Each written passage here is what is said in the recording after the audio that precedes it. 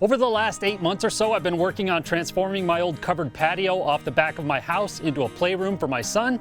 So in this video, I'm gonna do my best to condense about 8 months of work into a few minutes and show you how I transformed it from a dated covered patio to a legit modern sunroom.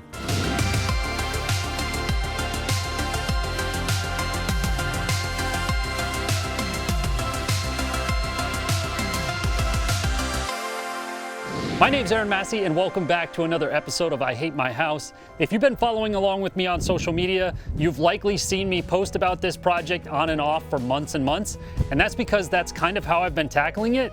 It's taken a lot longer than I had initially hoped, but the scope of it also turned out to be a lot more than I initially thought it'd be.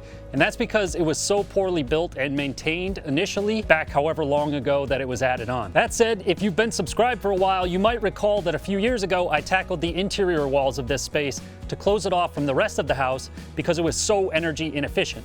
When we bought it, you could actually see outside in many spots, and it was unbearably hot in the summer and very cold in the winter. And because it had no insulation or R value to it, I decided to close it off from the rest of the house because there was no way to keep the heat in the winter or the air conditioning in the summer from just going outside. So there's a series of videos up on my channel about that from a few years ago. You can check that out if you want to. And that's kind of how it's been for the last couple years. But we decided that we wanted to reclaim the space and use it as a conditioned sunroom and playroom for my son. So that's where we're going to pick up with this project by tackling the rest of the playroom. Well, the first thing I had to do was remove a huge old pine tree that was overhanging the house and dropping dangerous amounts of pine needles for fire season. And also, it was literally 10 inches away from the foundation, which was causing some problems. Once that was out of the way, I jackhammered up the old patio that was here and got rid of that so that I could put this AstroTurf in, which I've already shown you guys how I did that. But I also had to remove this old little piece of pergola, and then I could start tearing out the exterior walls. Now, these exterior walls were super shoddily built. They were just 4x4s every 8 feet or so.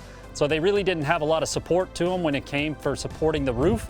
So I'm actually surprised this thing has kind of stood up as long as it has. So I decided that I needed to reframe all the exterior walls, and to save a little bit of money, I chose not to go with windows all the way around, but still chose to use a bunch of big windows to still let in a lot of light and make this a really comfortable sunroom. I also added a gable extension with some timber framed inspired supports to give the exterior a little character and keep the water from running down the face of the wall. From there, I used some fiber cement siding and painted it to match the rest of the house. In addition to the new windows, I also installed 2 new sets of French doors, one of which goes out to our small existing deck in the back, and the other which will go to a deck that I'll be building later on down the road.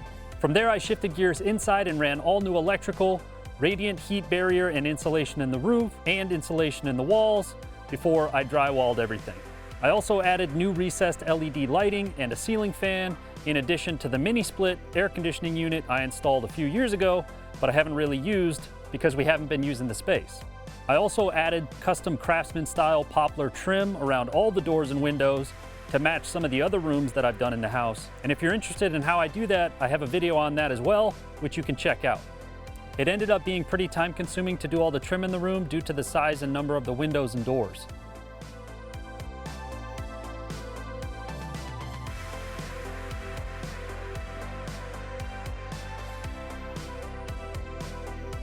Once all that was done, then I moved on to doing the floor. Because it's a playroom and will get a lot of indoor-outdoor use, I opted to go with the life-proof vinyl flooring, which I'll be doing a full installation video of later on. I'm pretty sure the existing tile on the floor is asbestos-based, so rather than tearing it up and risking exposing us to that, I decided to float the new floor over top of it. Installing the floor is pretty much the same as installing most laminate flooring, and at first I wasn't crazy about the quality of the flooring itself, but it ended up not being too bad after getting used to it. Once the flooring was installed, I painted and installed some cabinets, added the custom baseboards and shoe moldings, built the custom beam wrap, a climbing wall, and built the toy box, which I also have plans for on my website. And finally, with most of the work done inside, I shifted gears back outside to finish the turf area and wrap this project up. If you want to see the full process of installing the turf, make sure you check out my previous video for all the steps involved.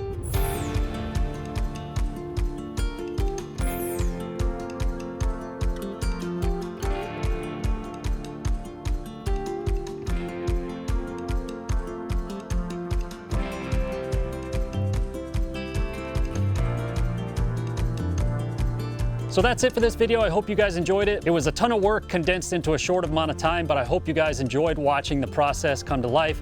It took me forever, and that's the nature of DIY. Sometimes it takes a long time, and the project usually gets a lot bigger than you think it's going to be when you start. If you're tackling things on your own, just know that it might take months sometime to get the result that you want, but when it's all said and done, the work is going to be worth the wait. As always, if you guys like this video, please hit that like button and leave me a comment down below and let me know. Also, be sure to subscribe to the channel and hit that notification bell so you never miss out on any new content that I put out. And you can always check out all of my DIY home improvement projects over on my website at MrFixItDIY.com. Thank you guys so much for watching. I'll see you next time.